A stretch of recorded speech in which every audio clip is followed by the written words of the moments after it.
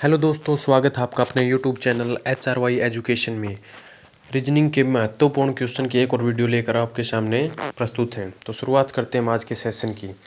क्या दिया गया कि जिस प्रकार पहला शब्द दूसरे शब्द से संबंधित है तो तीसरे का बताना है।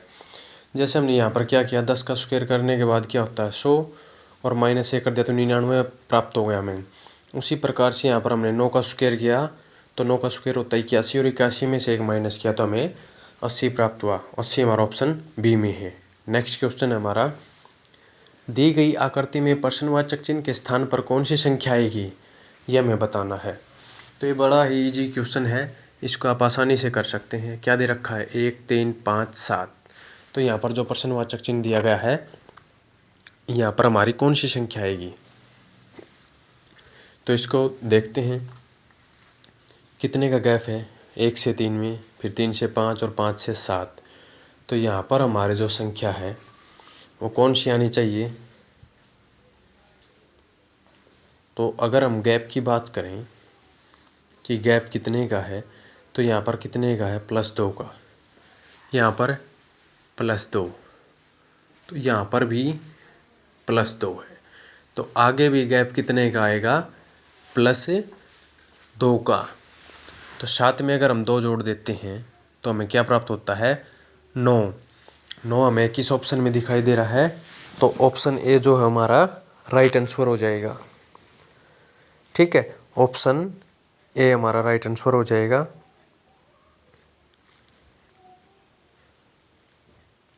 अगर आप सोच रहे कि सारी की सारी अभाज्य संख्याएं हैं तो 9 नहीं आना चाहिए, लेकिन हमें इसका क्या है डिफरेंस देखना था। डिफरेंस के अकॉर्डिंग अगर ऑप्शन में 9 नहीं होता तो हम 11 को भी लगा सकते थे, लेकिन अगर इनका गैप देखा तो उसी के अकॉर्डिंग अगर हम इसको सोल्व करते तो यहाँ पर हमें 9 प्राप्त होगा, जो ऑप्शन ए में है। चलिए बढ़ते नेक्स्ट क्वेश्चन की तरफ।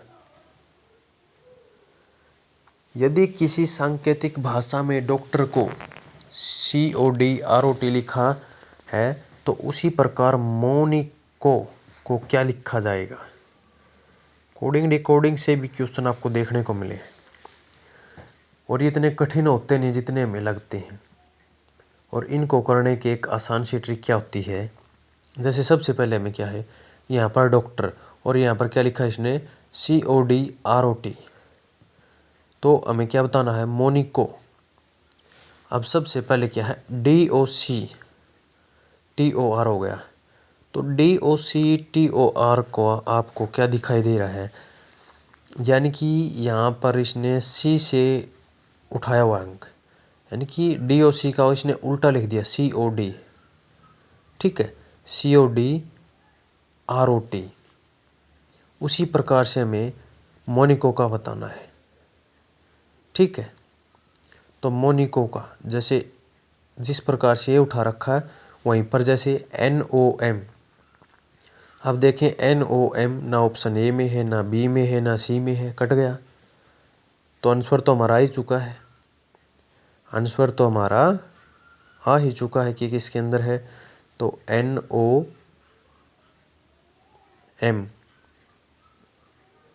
ठीक है, NOM ओ, फिर क्या आ जाएगा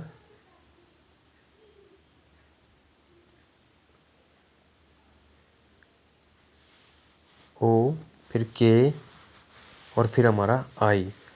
तो जो ऑप्शन डी है वो हमारा राइट आंसर हो जाएगा, ऑप्शन डी। अगर आप चैनल पर पहली बार हैं तो चैनल को सब्सक्राइब जरूर करें ताकि आगे आने वाली वीडियो का नोटिफिकेशन आपको मिल सके। अगर आपको वीडियो अच्छी लगे तो लाइक शेयर एंड सब्सक्राइब जरूर करें, ऑप्शन डी हो जाएगा इसका। चलिए चलते हैं नेक्स्ट क्वेश्चन की तरफ। नेक्स्ट क्वेश्चन है हमारा, दी गई आकृति में प्रश्नवाचक चिन्ह के स्थान पर कौन सी संख्या आएगी। तो प्रश्नवाचक जो चिन्ह है उसके स्थान पर हमें बताना कौन सी संख्या आएगी। जैसे 3 6 7 4 यहाँ पर 20 है, 5 8 4 6 यहाँ पर 23 है, 11 7 9 9 यहाँ पर प्रश्नवाचक चिन्ह है।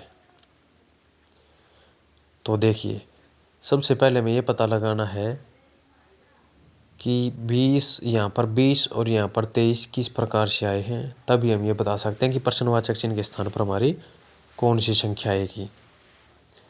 तो बड़े ही इजीली तरीके से हम इसको सोल्व कर सकते हैं। तो जैसे 6 और 3 को अगर हम प्लस कर देते हैं और 7 और 4 को प्लस कर देते तो हमें क्या प्राप्त होता है, 6 और 3 9 और 7 और 4 11। 11 में अगर हम 9 जोड़ देते हैं तो हमारे पास क्या होता है 20। उसी प्रकार से 5 को और 8 को प्लस करो, 4 को और 6 को प्लस करो।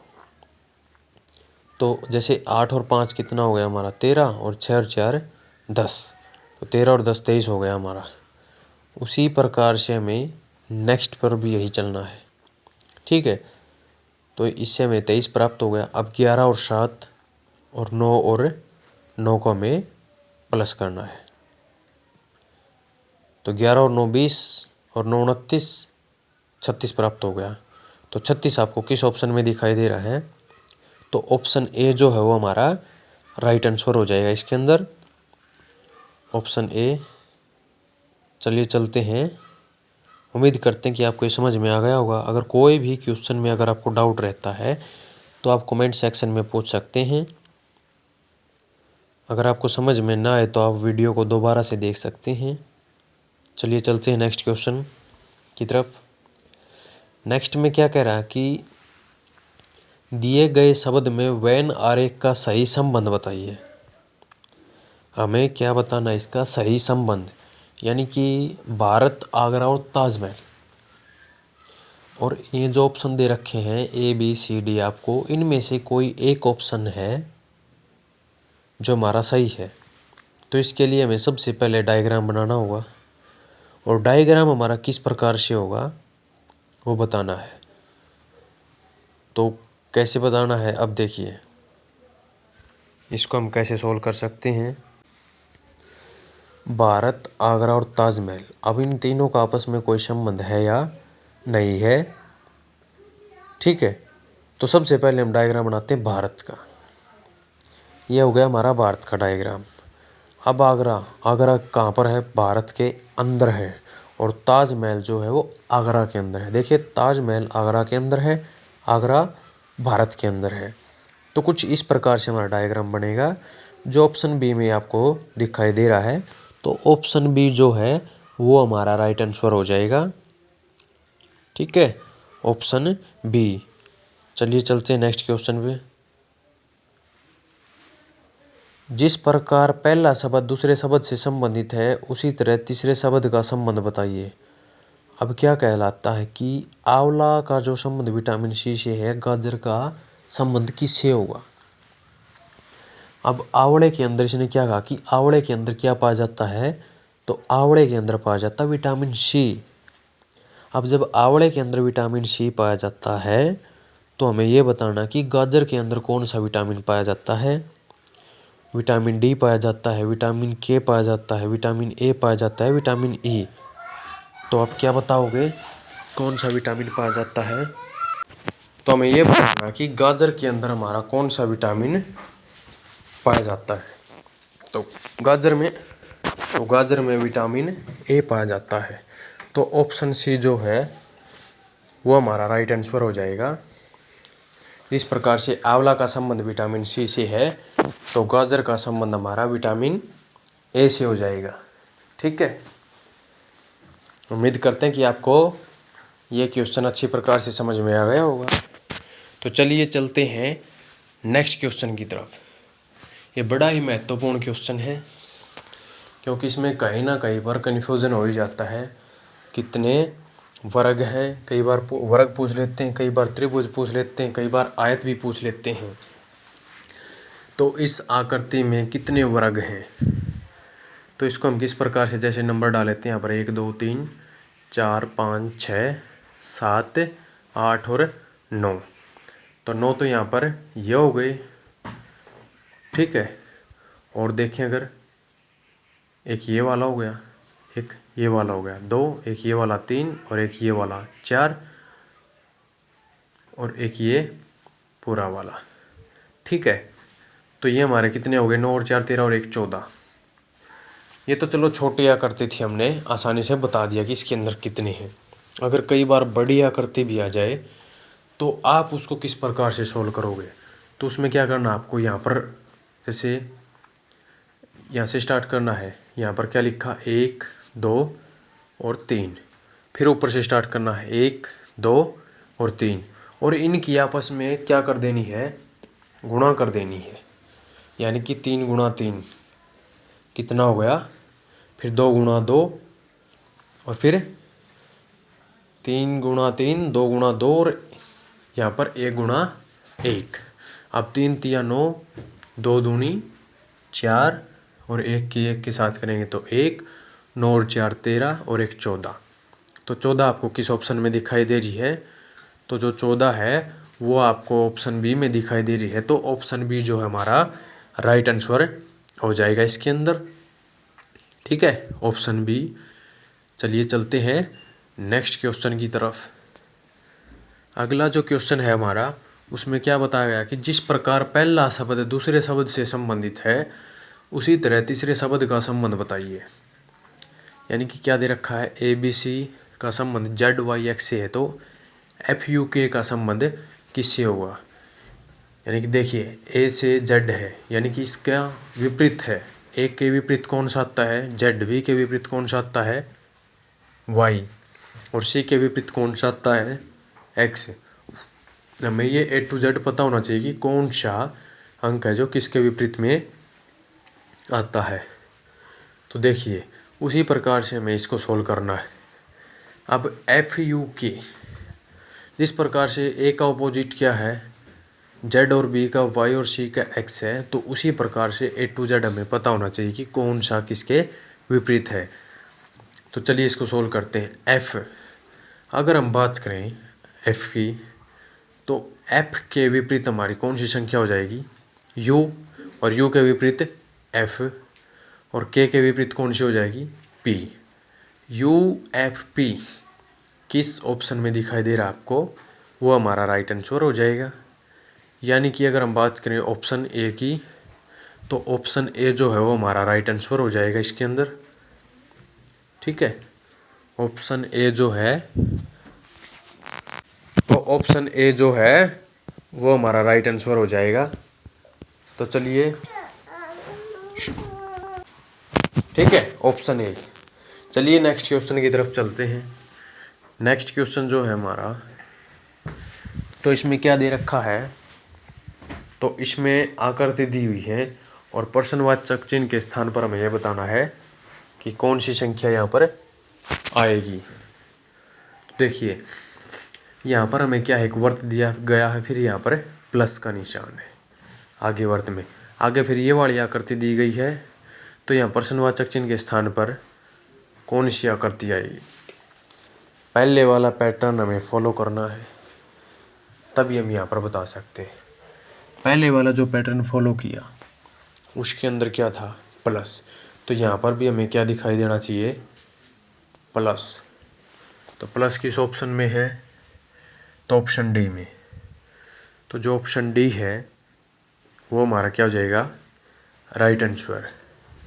एक कई इसके अंदर ए भी लगाएंगे, बी भी लगा सकते हैं, और सी भी, लेकिन हमें पैटर्न फॉलो करना है इसमें डी को छोड़कर कोई भी आकृति इसके अंदर नहीं आएगी। अगर इसमें से डी को छोड़कर किसी भी आकृति को अगर आप निशान लगाते तो गलत हो जाएगा। चलिए नेक्स्ट क्वेश्चन पे चलते हैं। तो यदि 8 स्टार 6 बराबर है 100 लिखा जाता है, तो 5 स्टार 34 को क्या लिखा जाएगा। तो इसका क्या हो जाएगा, जैसे 6 स्टार 7 तो बराबर में है क्वेश्चन मार्क। तो यहाँ पर कौन सी संख्या आनी चाहिए, तो देखिए, इस प्रकार के क्वेश्चन को सोल्व करने के लिए हम क्या कर सकते हैं। सबसे पहले अगर ऐसा क्वेश्चन आ जाए, तो अगर हम इनकी आपस में गुणा कर देते हैं तो हमें क्या प्राप्त होता है, 48।